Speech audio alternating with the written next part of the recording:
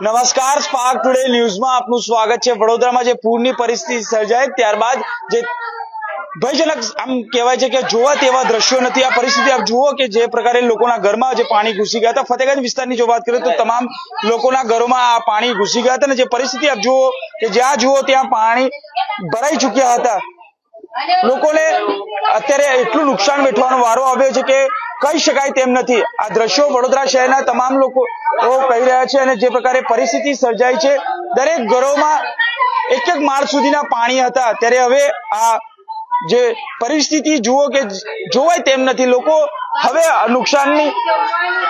નુકસાનનું વેઠી રહ્યા છે ને લોકો એવું કહી રહ્યા છે કે હવે આ નુકસાનનું વળતર કોણ આપશે। જે પ્રકારે વડોદરાની જે પરિસ્થિતિ સર્જાઈ ત્યારબાદ જે ફતેગંજ વિસ્તારના તમામ લોકો કહી રહ્યા છે અને તમામ લોકોના ઘરોમાં જે પ્રકારે પાણી આવ્યા હતા અને તમામ લોકોના ઘરો ડૂબાઈ ચૂક્યા હતા।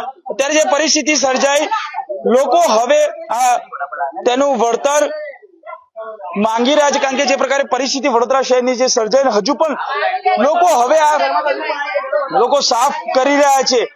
ધીમે ધીમે જે પ્રકારે વડોદરા મહાનગરપાલિકા દ્વારા જે પાણી ઉપરથી જે છોડવાનું બંધ કર્યું આજવાસરોમાંથી, જે પછી પરિસ્થિતિ હવે ધીમે ધીમે પાટે આવી રહી છે। કારણ કે જુઓ કે જે પ્રકારે લોકોના ઘરમાં આજે ફતેગંજ વિસ્તારમાં જે પાણી ભરાય છે, લોકોના કપડા સહિત જે સમગ્ર માલ સામાન છે તે હવે નુકસાન પહોંચ્યું। તમામ લોકો એક જ આશા રાખી રહ્યા છે। જે પ્રકારે આ વિસ્તારની જો વાત કરીએ તો એક એક માળ સુધીના પાણી આ તમામ ઘરોમાં ભરાઈ ચૂક્યા હતા।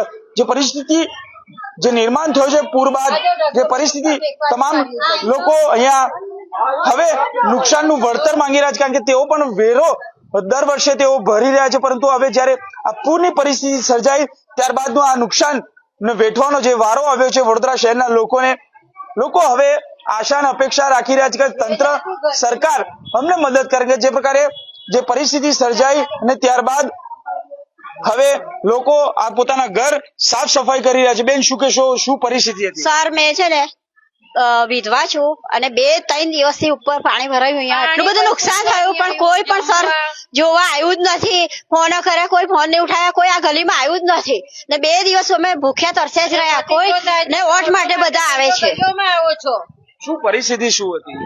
પાણી ફૂલ ભરાઈ ગયા અંદર, કોઈ કમર સુધી ઘરમાં પાણી હતું। મારું ફ્રીજ ગયું, કબાટ ગયું, પલંગ ખાટલો બધું નુકસાન જોવો, અંદર કેટલું બધું થયું છે જોઈ લો। હવે તંત્ર પાસે શું આશા છે? મદદ કરે અમને। અને હું તો વિધવા છું, મારો છોકરો બી દિવ્યાંગ છે। બિલકુલ, આપ જોઈ શકો બેન જે વિધવા છે અને તેમનો દીકરો પણ અહીંયા દિવ્યાંગ છે। એટલે બેન, આ 2 દિવસ કેવી પરિસ્થિતિ હતી? બહુ જ ખરાબ। કોઈ જોવા જાગવા નથી આવ્યું। અમે અમારા દિવસ કેવા કાઢ્યા જ ખબર નહીં। હવે તંત્ર પાસે શું આશા છે? એ લોકો મદદ કરે અમને। એ લોકોએ જાણ નહીં કરી હતી કે પાણી છોડવાનું છે આટલું। એ લોકો જાણ કરવી જોઈએ ને, તો અમે થોડું સામાન તો એ કરતા, જાણ કરી નથી એ લોકોએ અમને।